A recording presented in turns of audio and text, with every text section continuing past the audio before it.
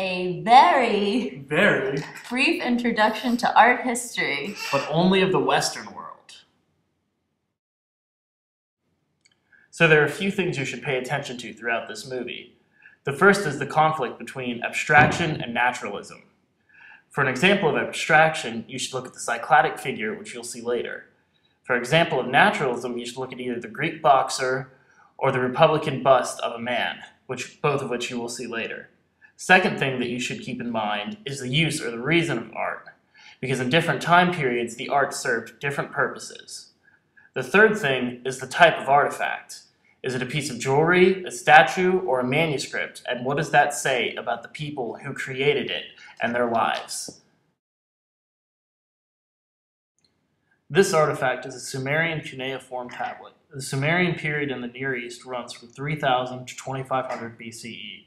Cuneiform was invented to help record keeping for Sumer's vast temples.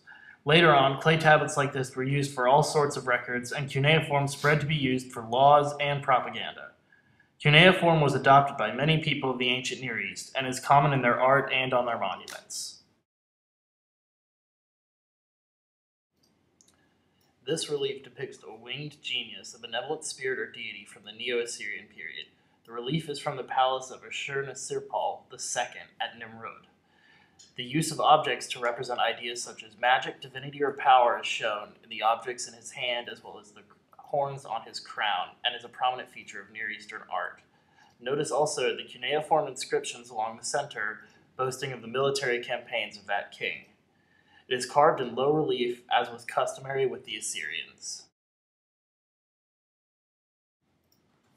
These Egyptian Ka statues of a man and his wife are built on the same proportions, however, they are not the same in size. The difference in size is because in Egyptian art, people with more power are depicted larger than the others. Also, there's a difference in color which is significant because the reddish stone was used to depict men, while the yellow stone was used for women. The making of Ka statues is an important part of Egyptian art because of the Egyptians' belief in Ka. The Ka would come into your body when you were born and would reside there until you died.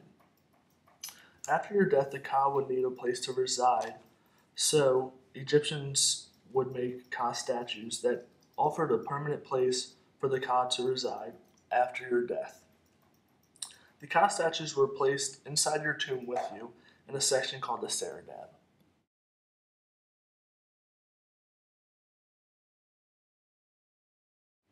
This is a funerary stela. In the top register, we see Marneth Wahibre making an offering to the god of the underworld, Osiris, and his wife, Isis.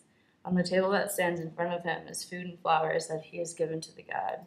The bottom register shows Marneth Wahibre offering flowers to his mother and father. And between the mirrored scenes are hieroglyphs that request additional offerings for the three individuals.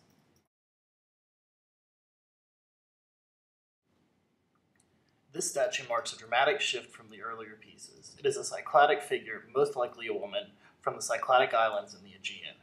The statues are from 2800 to circa 2000 BCE and are always found lying down in tombs and are often made of marble.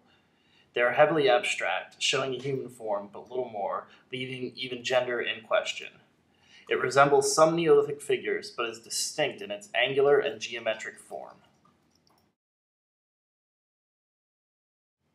Black and red figure pottery was very popular in Greece during the Archaic period.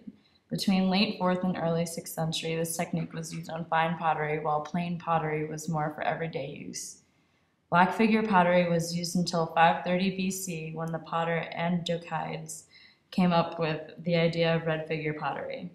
Black figure pottery leaves a red clay-colored background, while red figure pottery does the opposite, leaving a glossy black background.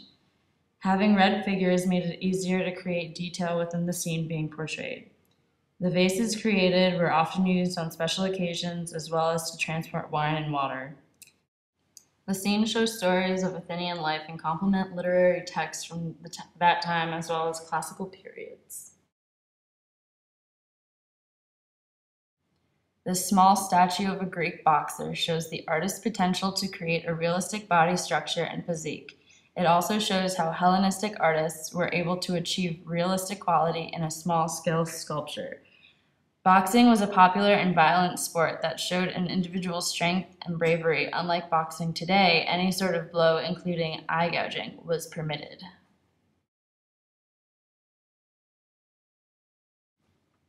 One of the most common forms of art made by the Romans were busts. The making of busts is related to the idea of paterfamilias and the head of the family. When the head of the family died, a bust would be created of the man, and masks would be created from that bust. The masks were worn by the living family members during the funeral procession. During the Republic era in Roman history, the busts were made to accurately depict the man, including aging, wrinkles, warts, and other facial features. This use of lifelike truth was called verism and was only used in busts from the Republic era.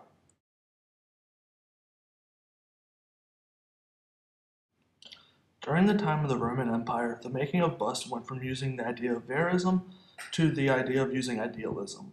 This started with Augustus, who wanted to represent himself as a new and ideal ruler. As time went on, other rulers such as Marcus Aurelius, who is shown here, used this new way of depicting ideals in busts as well.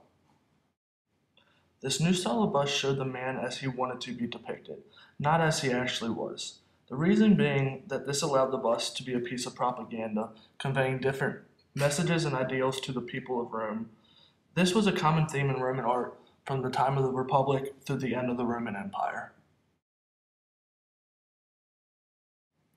This example of an illuminated page from a Byzantine manuscript shows Evangelist Mark seated at his study.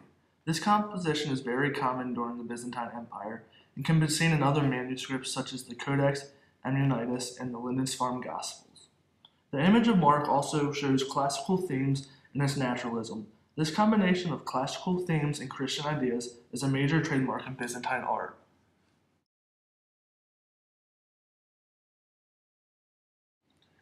This artifact is an ivory horn from the Middle Ages called an oliphant. They had many uses, from drinking to hunting or to war signals. Some even signaled the transfer of property or power to an heir. This horn is from southern Italy. Notice the repeated scrollwork patterns reminiscent of earlier metalwork. The depiction of animals in an abstract and geometric way hails back to this Western heritage as well, though it also shows Byzantine and Islamic influence due to its location from southern Italy. Notice as well the two-dimensional shapes and figures and the intricate use of lines and repeating patterns.